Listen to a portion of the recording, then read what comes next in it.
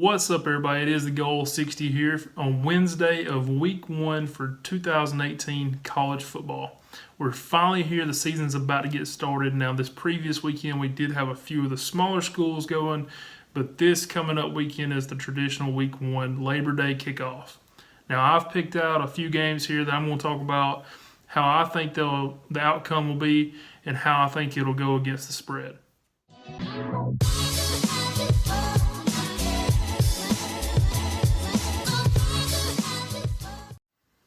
Now, this first game I'm going to talk about is around a 3:30 kick Eastern time, and that is the SEC versus Pac-12 game, Auburn versus Washington. Now, this is a huge game for both conferences.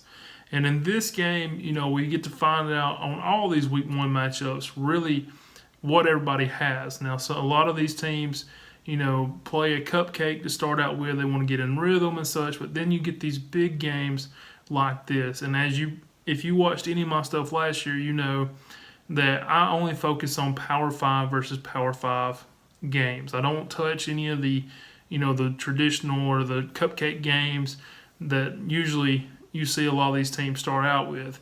I only try to predict these games that are Power 5 matchups because I try to keep up with my own stats, and it's just easier to do those 5 conferences plus Notre Dame versus trying to take in the entire Division I college football of 130 teams.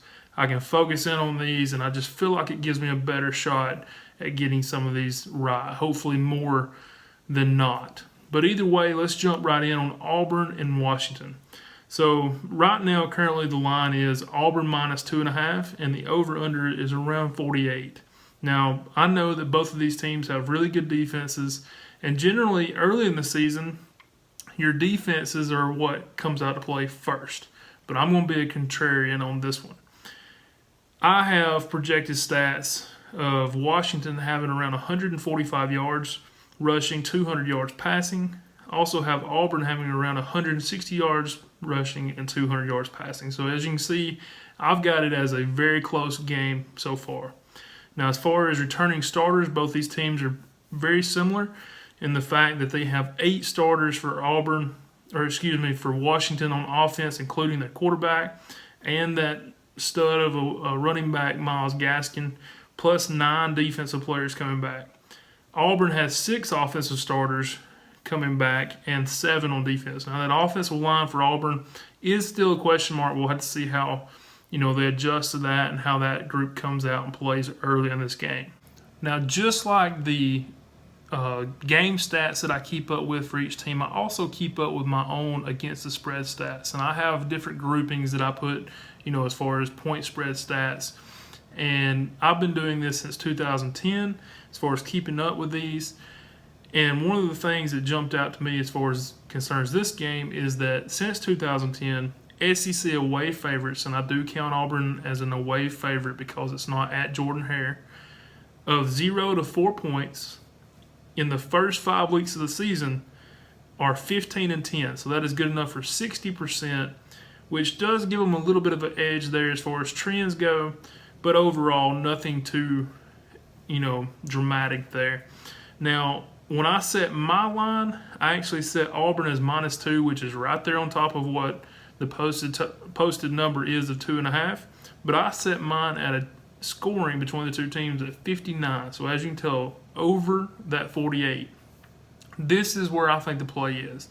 Everybody's going under, and I think later you wait, closer to the start of the game, you're going to get a really good line here. It's already started to move down a little bit. I really think that it's going to move down even further, especially with the public on Saturday, as people start to get into town in Vegas, get around the country like in Mississippi where you have brand new venues to go and play sports bets now. I really think the public's going to be heavy on the under because of those defenses, and I just feel like this game's going to go over. Now, it may not hit that 59, but we need 49 points to get a winner here. So I think that's the way I'm going to go, and that's my first play. Auburn and Washington over 48. Now, this next game I want to talk about is actually played on Monday, on actual Labor Day, and it is a conference game between Virginia Tech and Florida State. Now, this game, just like the Auburn and Washington game, I'm going to be sort of a contrarian here. There's been more money come in on one side, and I'm actually going against that. So with that said, let's jump right in. This is a conference game. This is Virginia Tech brings in 7 offensive starters, including their quarterback comes back, to only 5 defensive starters. Florida State brings back 8 offensive starters, including 2 quarterbacks that have previous experience, but they're going with the one that was hurt last season, which I think is the better quarterback of the 2. And they bring back 4 defensive starters. Now, as far as projected stats in this game, I have Virginia Tech rushing for 140 yards and passing for 205, while I have Florida State rushing for 150 yards and passing for 190. So very close there as far as it goes. As far as home field advantage, this is a game played at Florida State, so there is a home field advantage that I gave them, and I gave them 2 points. So to me, when I set this line, I actually set this line at a pick'em. This game currently is Florida State minus 7.5, and it has risen to that. It was 7 for most of this week. Of course, all of these lines have been out since like May, and they've had all summer for all the so-called, sharps and smart money to come in and beat these lines around to get them to where they are. But it just now went up a little bit more. And I think they'll kind of level off until Saturday morning, and then you'll see a lot of line movement. And that's generally how it goes with college football.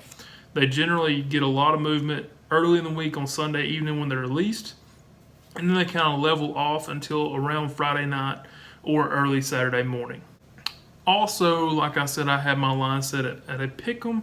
I also had a combined score of 60 points. So therefore, the over currently is 56.5, but that's just too close to make a call on. I'm going to go with the pick'em, and I'm going to take Virginia Tech plus the points, plus 7.5 is the current line, and that's the second play for me this week. Now, for this third game we're going to talk about, it is the primetime game. Game day will be here at this game, and that is Notre Dame and Michigan. This game is a traditional rival. It's good to see them playing again. And right now, Notre Dame is a -1 favorite, so right there at pick'em. And also the total is 46.5. Now, currently, I have 8 starters coming back on offense for Michigan versus 9 on defense.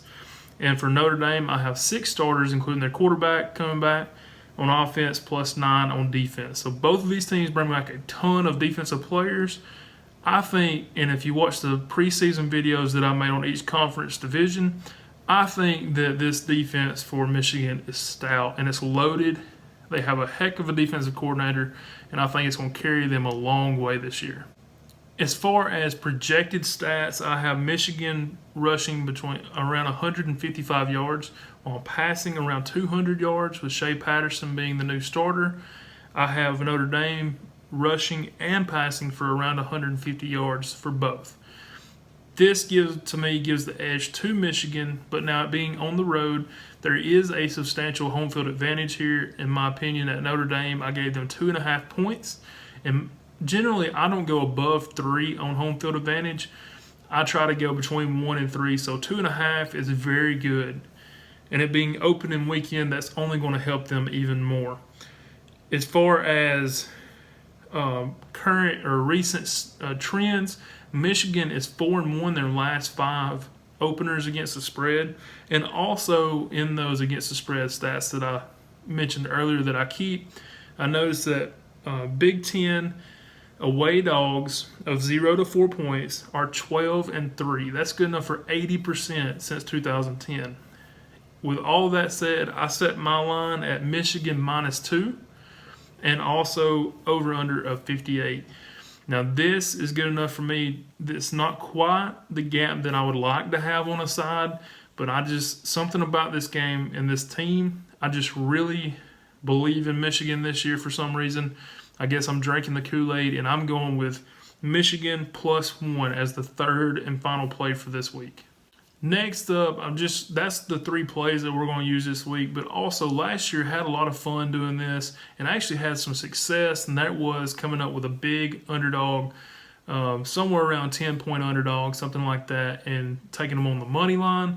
And this doesn't necessarily have to be a Power 5 team. This is literally just looking at the lines posted, trying to find one I thought maybe had a chance and going with it. And this week, I'm going to try that again, and that is with the Troy Trojans against Boise State. Now, Troy's at home this week, to start the season against the Boise State Broncos, and Boise State is around a 9.5 to 10-point favorite. That's good enough to make Troy on the money line plus 310, and that's the direction I'm going to go. I'm going to call this the DGen long shot money line play every week, and I'm going to take a shot with them, see how it goes. And like I said, this is a long shot, so tread lightly, but just for fun, I like doing these at least one a week, and so Troy plus 310 is the play there. Now, just real quick before I end the video, something I wanted to talk about, and this is a perfect spot to talk about it right before the start of the season, and that is the name of this channel, and it's Thegoal60. Now, football is where that name comes from. I've been asked about this recently, and it was mentioned maybe to talk about this in the first video, and I think that's a great idea, and I just want to kind of go over what that means. So the goal 60, break that down, is to hit 60%. So if you know anything about sports betting, sports investing, whatever you want to call it, wagering, to break even with minus 110 odds over the entire season, you need to hit 52.4%. Obviously, if you hit that, you've broke even, you've done well. If you hit 55%, you've done really well. And if you can hit 60%, you've had a great season. Now, some people you may see try to tell you that they've hit 70%, and they may do it over the course of one weekend. But over the course of an entire season and year in and year out, that's tough. And really almost impossible to hit 70%. So realistically, I like to set goals for myself.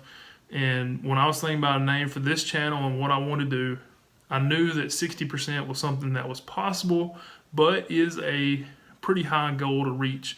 And therefore, that's why I want to set it, and that's where the name comes from, Thegoal60. So 60% is the goal for us to hit in football year in and year out. So that is it for the video. That's all the content. And just to recap the three major plays, I'm going with Auburn, Washington over 48, going with Michigan +1, and then on Monday going with Virginia Tech +7. So as you can tell, I'm already on those underdogs. I love underdogs. I really like unders. Just so happens this week we're going with an over as a contrarian play with that Auburn and Washington game. Hopefully all three of these cash. Either way, hope you have a great weekend. Good luck in everything you do. This Sunday, we will have our first live stream of the season. Did this for about the last 3 or 4 weeks last season. It went very well, had a lot of good feedback. So on Sunday at 10 a.m. Eastern, we'll look to recap everything from Saturday and also maybe look ahead to some games that are coming up the next week. Plan on releasing my handicapping video every Wednesday just like tonight, and hopefully we can have some success with that. Whether you fade, follow, or pass, good luck in everything you do this weekend. Give us that thumbs up if you like the video. Comment if you agree, disagree, whatever. And like I said, I will see you Sunday morning. Have a great week. 60% of the time, it works every time.